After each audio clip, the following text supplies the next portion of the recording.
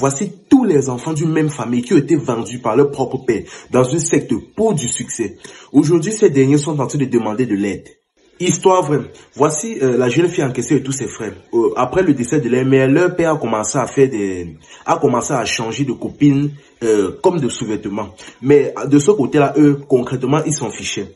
Bon, apparemment, leur père était pasteur, quelque chose comme ça. Mais à un moment donné, on ne sait pas ce qui s'est passé. Il était entraîné dans une secte. Où c'est?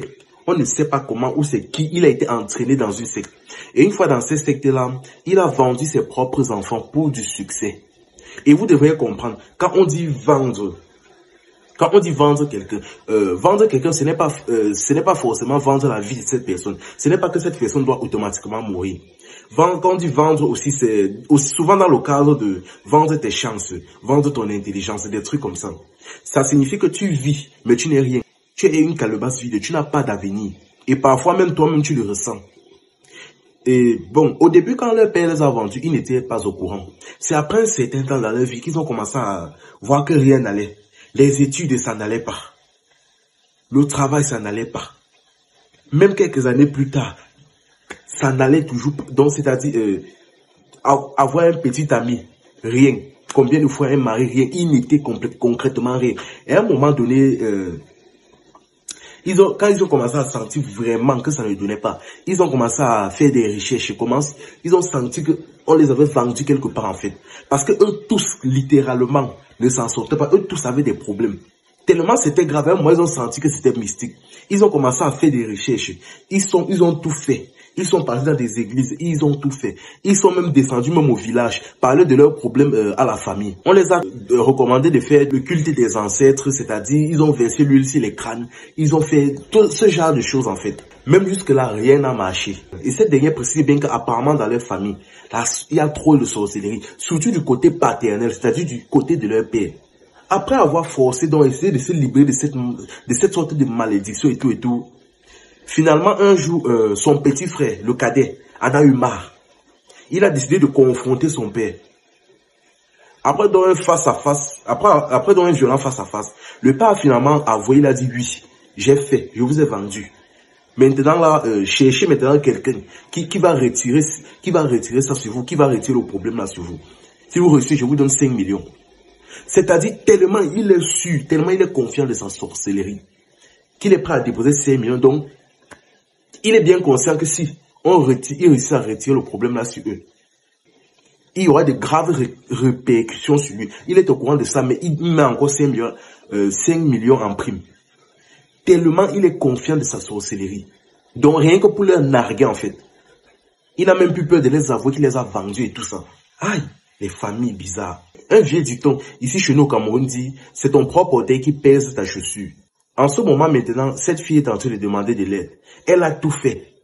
Elle a tout fait. Après être passée par la famille, elle a vu que ça ne donnait pas, que en fait eux tous même étaient sorciers. Elle a commencé à faire des recherches à l'extérieur, causer avec des personnes pour trouver de l'aide. Elle a été dirigée vers absolument partout. Une fois même, on lui a conseillé un pasteur. Elle est partie voir ce pasteur. Après avoir pris rendez-vous avec ce pasteur est décédé. On ne sait pas pourquoi, mais ce pasteur est décédé. Quelques années plus tard, on lui a conseillé un prêtre exorciste, quelque chose comme ça. Après avoir cherché à entrer en contact avec ce monsieur, du jour au lendemain, on lui annonce que le monsieur est devenu aveugle, qu'il ne peut plus exercer ses fonctions. Elle a dit, hey, elle a quand même persévéré, au point où à un moment donné même, elle a rencontré certaines personnes qui ont prétendu pouvoir l'aider. Et après les avoir écoutés, elle s'est rendue compte que non. Que là, ils essayaient encore de lui mettre dans un secteur. Parce que là, cette personne disait que on veut lui amener dans tel endroit, elle va s'habiller en blanc, se raser les cheveux avec une lame chauffée, et patati et patata, et faire une confession nue devant un grand nombre de personnes. À partir de là, elle a compris que là, c'était des rites d'initiation. Elle a compris qu'on essayait plutôt de la faire entrer dans une nouvelle secte. Elle a dit non. Elle doit juste fuir les nouveaux problèmes. En ce moment, elle est en train de demander de l'aide. Elle ne sait pas si elle doit encore faire le culte des ancêtres, si elle doit chercher un pasteur, si elle doit faire quoi. On lui a même conseillé même des moines en Dokoti. Donc, ça va du logique à l'absurde. On lui a tout conseillé. Là, maintenant, elle demande vraiment de l'aide. Elle ne sait plus quoi faire. Sa vie ne donne plus. Elle n'est rien dans la vie.